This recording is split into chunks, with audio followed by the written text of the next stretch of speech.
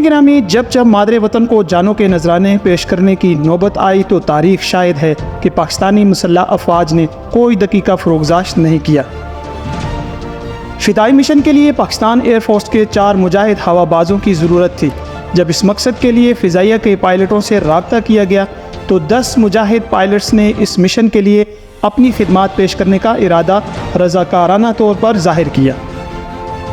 السلام علیکم ورحمۃ اللہ وبرکاتہ۔ ناظرین گرامی، پاکستان کی عسکری تاریخ میں ایئر فورس کے 4 فدائین پائلٹس جنہوں نے اسرائیل کے ایٹمی پلانٹس کو تباہ کرنے کے لیے رضاکارانہ طور پر اپنے آپ کو پیش کر دیا۔ جب اسرائیل نے کہوٹا کے ایٹمی پلانٹ کو تباہ کرنے کے لیے ایک خفیہ کارروائی کا منصوبہ بنایا تو کسی طریقے سے پاکستان کو اس منصوبے کی بھنک پڑ گئی۔ ناظرین گرامی، یہ جنرل ضیاء کا دور تھا۔ جب جنرل ضیاء کو اس سارے منصوبے سے آگاہ کیا گیا تو جنرل صاحب نے ISI کو اس سارے منصوبے کے بارے تمام مطلوبہ معلومات تک رسائی اور کاؤنٹر اسٹریٹجی کے لیے پلان بنانے اور اس کو پایہ تکمیل تک پہنچانے کے لیے پاکستان ایئر فورس کے 3 اسکواڈرن کو تمام تر تیاری کے ساتھ ہائی الرٹ کر دیا گیا۔ ناظرین گرامی، اس ویڈیو کو بغیر سکپ کیے مکمل دیکھیں اور لائک شیئر ضرور کریں۔ گو کہ جنرل ضیاء کے ناقدین انہیں بہت برا بھلا کہتے ہیں، لیکن اس بات میں کوئی شک و شبہ کی گنجائش نہیں کہ جنرل ضیاء عملاً ایک پکے سچے مسلمان اور نڈر فوجی سربراہ تھے جو اپنے منصوبوں کو پایہ تکمیل تک پہنچانے کے لیے انتہائی مہارت اور پیشہ ورانہ صلاحیتوں کے مالک تھے۔ خیر، اسرائیل کی اس خفیہ منصوبے میں ہندوستانی حکومت نے انڈین ایئر فورس کو اسرائیلی حملہ آور جہازوں کی مکمل مدد و معاونت کی اجازت دے دی تھی۔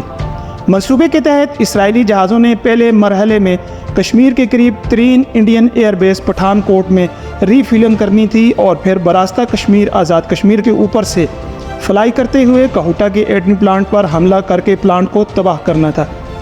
جنرل ضیاء الحق نے فیصلہ کیا کہ اس حملے کو روکا نہیں جائے گا بلکہ اسرائیلی جہازوں کو پاکستان کے اندر آنے دیا جائے گا۔ جب فضائی حدود کراس ہو جائیں تب کسی بھی طیارے کو واپس نہیں جانے دیا جائے گا۔ یہ کام ایئر فورس کا ایک اسکواڈرن کرے گا، دوسرا اسکواڈرن انڈین ایئر فورس کے بیسز پر اور ایٹمی پلانٹس کو تباہ کرے گا، جبکہ تیسرا اسکواڈرن ڈائریکٹ اسرائیل پر اٹیک کرے گا اور اسرائیل کے ایٹمی پلانٹس کو تباہ کیا جائے گا۔ یہاں سے یہ سٹوری کا کلائمیکس بنتا ہے۔ ناظرین گرامی، اسرائیل پاکستان سے کافی دور ہے۔ پاکستانی فضائیہ اگر پاکستان سے ڈائریکٹ فلائی کرتے ہوئے اسرائیل پر حملہ آور ہوتی ہے تو ممکن ہے، لیکن جہاز اسی ایندھن کے ساتھ واپس اپنے بیسز پر لینڈ نہیں کر سکتے تھے۔ فضائی مشن کے لیے پاکستان ایئر فورس کے 4 مجاہد ہوا بازوں کی ضرورت تھی۔ جب اس مقصد کے لیے فضائیہ کے پائلٹوں سے رابطہ کیا گیا تو 10 مجاہد پائلٹس نے اس مشن کے لیے اپنی خدمات پیش کرنے کا ارادہ رضاکارانہ طور پر ظاہر کیا۔ اب 10 لوگوں میں سے کون 4 لوگ ہوں گے جو اس فضائی مشن پر جائیں گے؟ ایک مسئلہ پیدا ہو گیا۔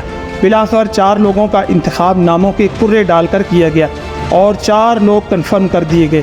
ناظرین گرامی، اسرائیل کے خلاف اس مشن کو حتمی شکل دے دی گئی۔ کچھ لوگوں کا خیال تھا کہ اسرائیل کے اس خفیہ منصوبے کے بارے میں عالمی طاقتوں اور دوست ممالک کو انگیج کیا جائے، لیکن جنرل ضیاء الحق نے اس تجویز کو سرے سے رد کر دیا اور اپنے منصوبے کو عملی طور پر اپلائی کرنے کے لیے حکم دے دیا۔ دراصل جنرل ضیاء الحق نہیں چاہتے تھے کہ اس خفیہ حملہ کو پاکستان کی سرحدوں سے باہر روکا جائے، بلکہ جنرل صاحب چاہتے تھے کہ یہ حملہ آور ہمارے علاقے میں جیسے ہی گھسیں انہیں دھر لیا جائے۔ نمبر 1۔ نمبر 2، پاکستان کو ہندوستان اور اسرائیل پر حملہ کرنے کا مکمل جواز مل جائے تاکہ پاکستانی فضائیہ کھل کر اپنے ہدف پر اٹیک کر سکے، اور اسرائیلی فضائیہ کے مقابلے میں تو پاکستانی فضائیہ کا کامیاب تجربہ بھی تھا۔ عرب اسرائیل جنگ میں پاکستانی فضائیہ کے پائلٹس نے اسرائیل کو ناکو چنے چبوائے تھے۔ جب اسرائیلی فضائی طاقت کو پاکستانی ہوا بازوں نے دھول چٹائی تھی تو اسرائیل بلک اٹھا تھا کہ یہ عرب پائلٹس نہیں ہیں، یقیناً یہ پاکستانی پائلٹس ہیں۔ کیونکہ یہ ایک خفیہ مشن تھا اس لیے پاکستان نے اس کی تردید کر دی تھی۔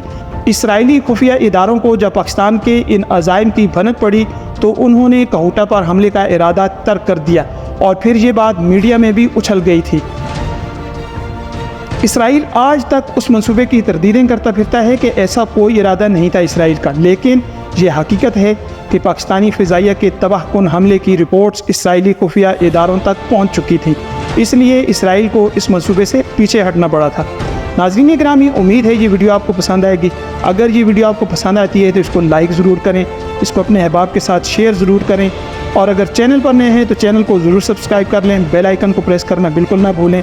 آپ سب کے دیکھنے سننے کا بہت شکریہ۔ اپنا، اپنے عزیزوں اور رشتہ داروں کا سب کا بہت سارا خیال رکھیں۔